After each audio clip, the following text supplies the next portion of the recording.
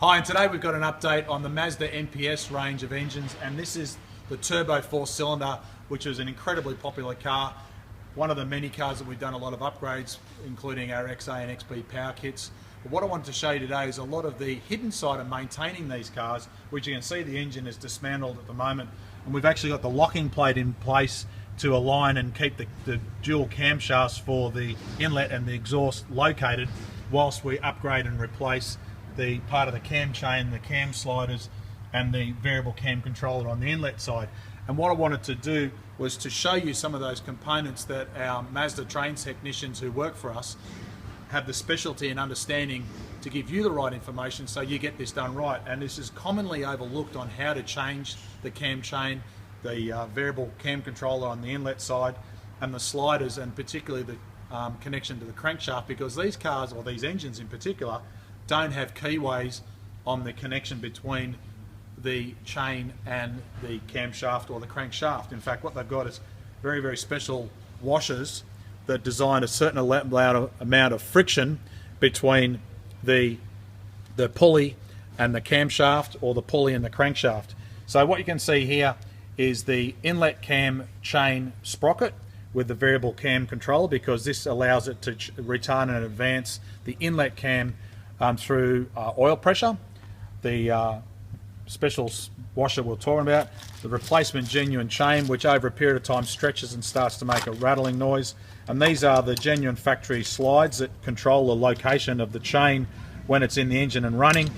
And then I'll get my camera to come around the side, and you can see how we've got the whole side of the engine off.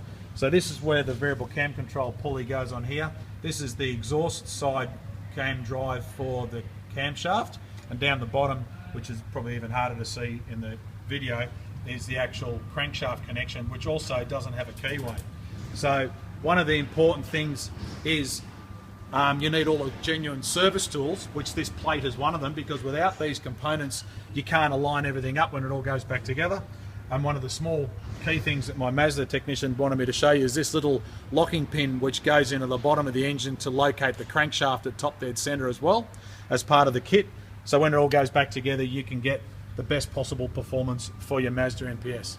So of course, with a reliable engine comes reliable power, and one of those upgrades is a custom tune of the original factory ECU, or as in the case of this particular car, at the same time we're also upgrading and replacing what is well known as the troublesome turbos. Now on this particular engine, the exhaust manifold is here, and you can see the brand new turbocharger, which is an MRT spec turbocharger, which has been completely rebuilt and comes with lifetime warranty. It's a modest increase in performance, because you really don't want to increase the capacity of the turbo unless you know you're going to do an engine upgrade, because the original factory turbo will pump more than enough boost for what the internal components of the engine can reliably handle. If down the track you know you're going to be improving the internal components of your engine, such as conrods, then yes, definitely go for a bigger turbo so you can crank in more boost.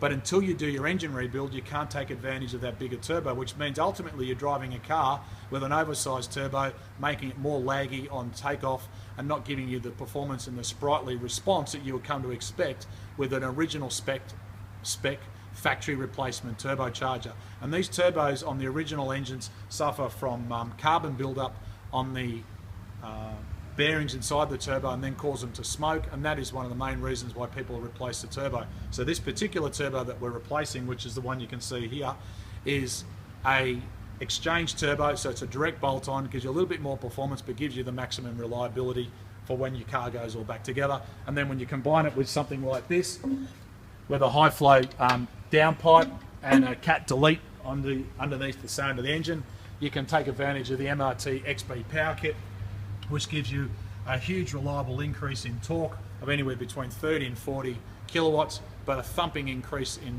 in torque, because it's not just power, it's all about the torque. And these engines are an incredibly good engine when you tune them with a reliable factory ECU software package such as Ecotec. And the final thing I'll point out, on this particular package we don't include an upgrade for the high pressure fuel injection system, because with the Ecotec tuning factory ECU software, we find we can get more than enough adequate fuel control with that reliable power without having to do unnecessary extra or costly modifications to the fuel pump, and that's something that a lot of people overlook.